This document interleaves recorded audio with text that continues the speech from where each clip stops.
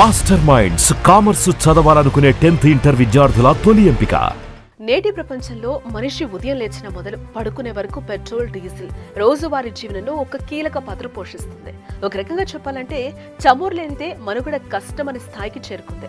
వాహనాలు, విమానాలు, నీటి రవాణా మొదలైనవి చమురు ఇంధనాలపై ఆధారపడతాయి. ప్రత్యామ్నాయ ఇంధనాలంటే విద్యుత్, సౌరశక్తి ఉన్నప్పటికీ చమురుపైనే ఎక్కువ ఆధారపడుతూ ఉంటారు.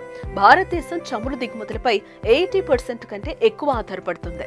అలాంటిది ఇప్పుడు భారత్ జాక్పాట్ కొట్టింది. భవిష్యత్తులో భారత్ ఇంధన ఎగుమతి చేసే అవకాశం ఉందంటున్నారు. ఆ పూర్తి వివరాలు ఈ వీడియోలో చూద్దాం.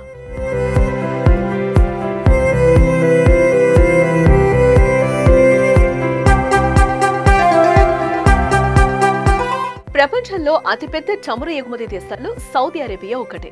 ఆర్థిక వ్యవస్థలో చమురు ఎగుమతులు ప్రధాన భాగం. తర్వాత Russia, Iran, Kuwait, Venezuela, Iran, Nigeria వంటి దేశాలు చమురు ఉత్పత్తి చేస్తున్నాయి. చమురు దిగుమతి చేసుకునే వాటిలో భారత్ కూడా ఒకటి. అలాంటిది ఇప్పుడు భారత్ జాక్పాట్ కొట్టిందని వార్తలు వస్తున్నాయి. కలిసొచ్చే కాలానికి నడిసొచ్చే కొడుకు పుడతాడనేది సామెత గుర్తుంది కదా. ఇప్పుడు భారత్ కి అలాంటి మంచి రోజులే వచ్చాయంటున్నారు కేంద్ర పెట్రోలియం, సహజ వనరుల శాఖ మంత్రి హర్దీప్ సింగ్ పూరి.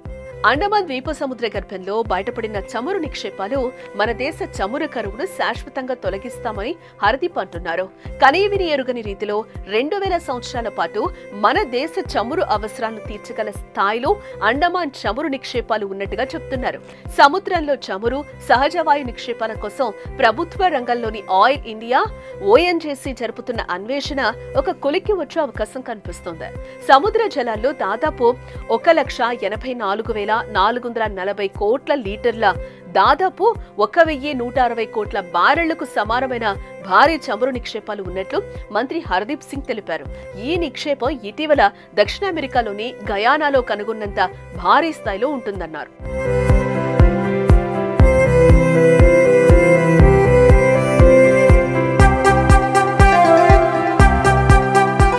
వాస్తవానికి అండమాన్ ద్వీపంలో చమురు నిక్షేపాలున్న విషయం ఇప్పుడుది కాదు. 1970 నుంచి 80 దశకంలో, అంటే ఇంచుమించుగా అర్ధ శతాబ్దికి ముందే గుర్తించారు.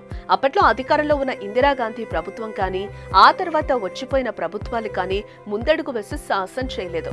అప్పట్లో టెక్నాలజీ, ఆర్థిక పరిస్థితులు కూడా అనుకూలించలేదు. ప్రస్తుత పరిస్థితుల్లో మార్పు వచ్చింది.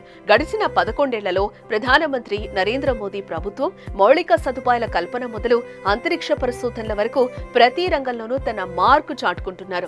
ఈ రోజున ఆయిల్ రిఫైనరీలో మన దేశం పబ్లిక్ ప్రైవేట్ భాగస్వామ్యంలో చాలా వేగంగా ముందుకు సాగుతోంది. ఏకకాలంలో 26,000 బోర్లు వేసి చమురు నిక్షేపాలను అన్వేషించడం అంటే మామూలు విషయమేం కాదు. ఈ నిర్ణయం భారత రూపురేఖలను మార్చుతుందని మంత్రి హర్దీప్ సింగ్ పూరి ఒక ఆంగ్ల టీవీ ఛానల్ కి ఇచ్చిన ఇంటర్వ్యూలో చెప్పారు.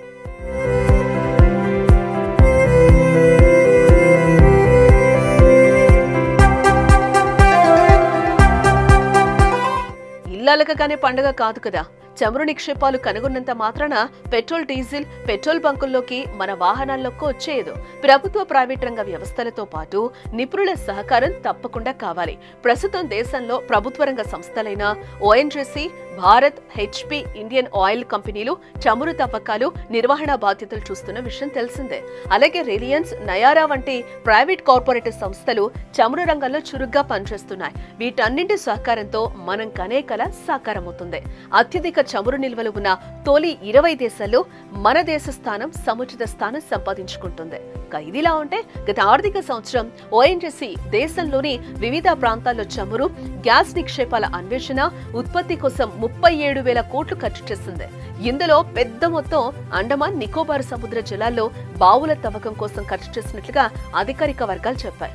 భారత్ అతి త్వరలోనే ఇతర దేశాల నుంచి ఎగుమతి చేసుకునే అవసరం తగ్గిపోయే అవకాశం కనిపిస్తోంది. అలాగే పెట్రోల్, డీజిల్ ధరలు కూడా భారీగా తగ్గడం మనం గమనించవచ్చు.